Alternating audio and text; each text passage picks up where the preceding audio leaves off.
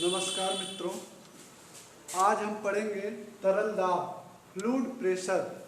Fluid pressure एक ऐसा chapter है जिसमें हम किसी भी द्रव यानी लिक्विड के द्वारा किसी वस्तु पर लगाए गए दाब का मापन करते हैं। अगर ये वस्तु उस द्रव में उपस्थित है तो उस पर कितना दाब लग रहा है तो हम यहाँ से ज्ञात कर सकते हैं। दूसरी बात ये कि उस द्रव में किसी बिंदु पर बाकी कणों के द्वारा जो दाब लग रहा है वो भी हम ज्ञात कर सकते हैं। तो सबसे पहले यहाँ पे हम देख रहे हैं एक पात्र रखा हुआ है। इस पात्र में एक द्रव भरा गया है और इस द्रव में हम क्या कर रहे हैं, एक वस्तु डाल दिया गया है, एक पिंड डाल दिया गया है जिस पर जो है द्रव के द्वारा दाब लग रहा है। ठीक है, तो दाब लग रहा है तो वो दाब का जो सूत्र होता है, दाब बराबर अभिलंबवत बल बटे क्षेत्रफल।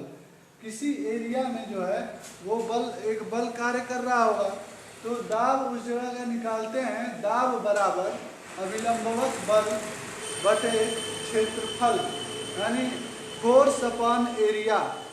वर्टिकल फोर्स है, ये अभिलंबवत बल है, फोर्स अपॉन एरिया। तो दाब को हम P से डिनोट करते हैं, तो P is equal to force upon area. Force upon area where force का जो मात्रक होता है वो न्यूटन होता है और एरिया का जो मात्रक होता है वो मीटर स्क्वायर होता है। तो यहाँ इसका मात्रक हो जाएगा न्यूटन प्रति मीटर स्क्वायर और इसे हम पास्कल भी कहते हैं। क्या कहते हैं? पास्कल भी इसे हम कहते हैं। दूसरी बात यह है कि जब किसी भी द्रव पर दाब उपस्थित होता है, दाब लगता है, तो क्या होता है कि अगर वो द्रव की प्रकृति दूसरी है या द्रव किसी और तरह का है जिसमें अंतरा आणविक बल कम है या ज़्यादा है, तो वहाँ पे दाब जो है डिफर करेगा, चेंज करेगा, उसमें दाब में अंतर उपस्थित हो जाएगा। तो अब हम चलते हैं दूसरे टॉपिक पर, द्रव स्तंभ के कारण लगने वाला दाब। द्रव स्तंभ के कारण लगने वाला दाब, अगर कोई द्रव है किसी पात्र में, उसमें अगर कोई वस्तु है या कोई बिंदु है, उस बिंदु पर द्रव का एक स्तंभ मान लिया जाए और उसके कारण जो दाब लगेगा उस बिंदु पर, उसे हम प्रदर्शित करते हैं P is equal to H rho G. P is equal to H rho G. P क्या है? प्रेशर है, दाब है। H क्या है? ये हाइट है इसकी द्रव स्तंभ की, और रो क्या है? उसकी घनत्व है। और G क्या है? G ग्रेविटी का है, गुरुत्वाकर्षण। G इक्वल टू 9.8 मीटर प्रति सेकेंड स्क्वायर। ये हो गया द्रव स्तंभ के कारण लगने वाला दाब, ये इसका सूत्र हो गया। अब एक एक क्वेश्चन भी कर लेते हैं, न्यूमेरिकल कर लेते हैं। तो एक उदाहरण के द्वारा हम समझेंगे कि फोर्स दाब, यदि किसी द्रव द्वारा अभिलंबवत बल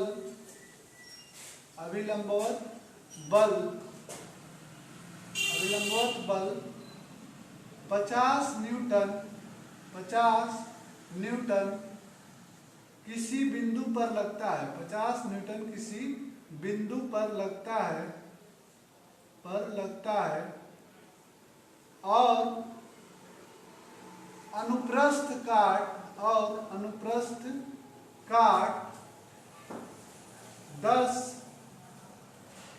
10 गुणे, ये 20 मान लीजिए, 20 गुणे 10 के पावर 3 मीटर स्क्वायर है, तो दाब ज्ञात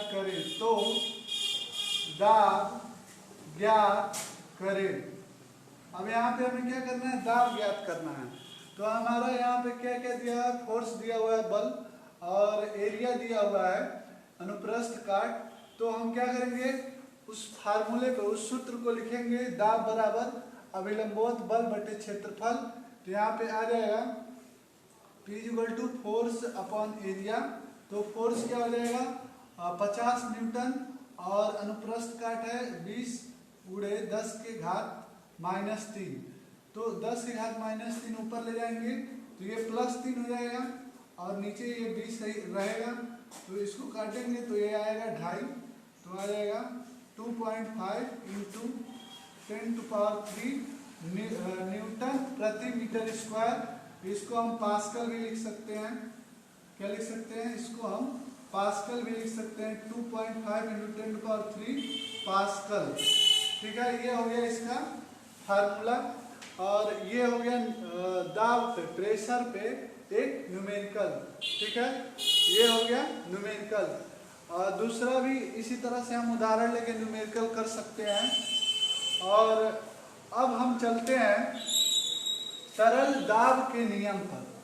तरल दाब के नियम पर, तरल द्वारा जो दाब लगता है वो उसके नियम क्या क्या है, किस नियम के तहत वो दाब उस बिंदु पर लग रहा है तरल के द्वारा।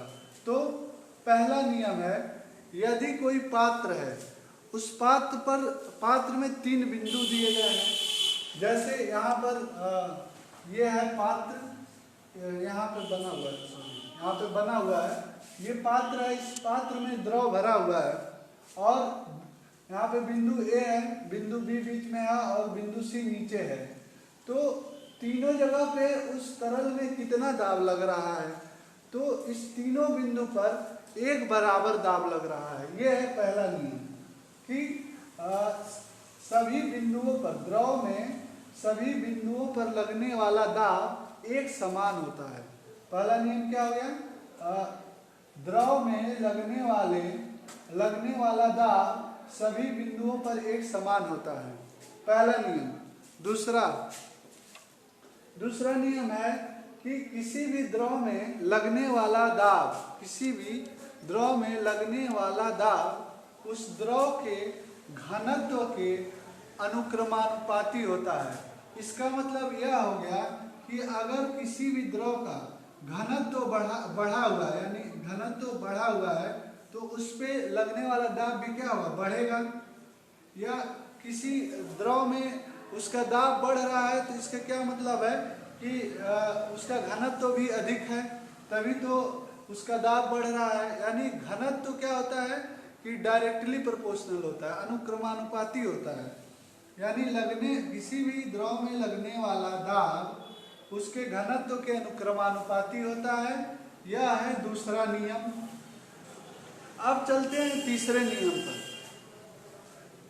यह तीसरा नियम क्या कहता है कि किसी भी द्रव में लगने वाला दाब उस दाब की ऊंचाई पर निर्भर करता है। अगर उस तरल द्रव की ऊंचाई अधिक होती है तो उसमें लगने वाला दाब अधिक होता है।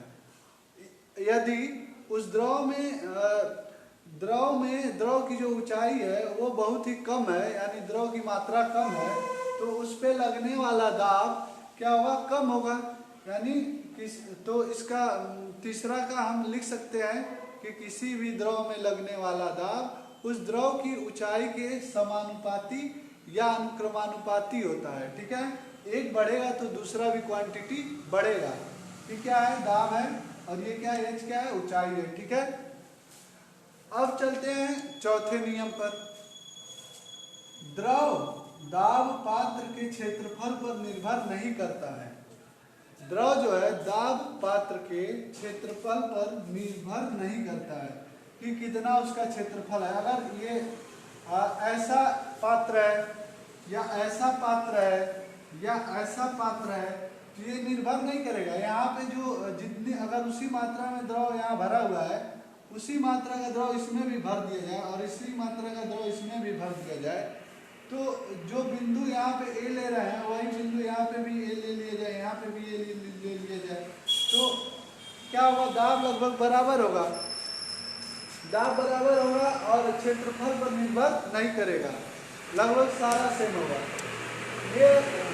ये आपका हो गया तरल दाब के टॉपिक का वीडियो का पहला पार्ट हो गया। और दूसरा पार्ट हम इसके बाद ले आएंगे जिसमें हम इसके आगे के कॉन्सेप्ट को डिस्कशन करेंगे। ठीक है, तो आज के लिए बस इतना ही।